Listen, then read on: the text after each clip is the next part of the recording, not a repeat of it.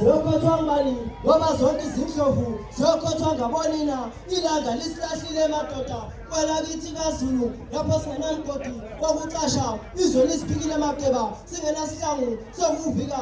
Izulu eladla kabi kwela kubo kwamalandela ngoba ladla intombi zosuthu yazalwa uMadlamini lapho kwakhethwa umthandayo. Ladla untando yenkosi yazalwa uMadlamini lapho kwakhethwa umthandayo. Indaba eyenziwe nguJaji Madondo lapho enkantolo enkulu eNgungundlovu. Nanamhla lokhu abantu bakithi bengavuma bethi laduma lapha izulu lenkosi. Ladla Simakade, ladla Mbonisi nane majaji hambani ngazo zonke izindlela uyobekela uMadlamini lapho kwakhethwa umthandayo.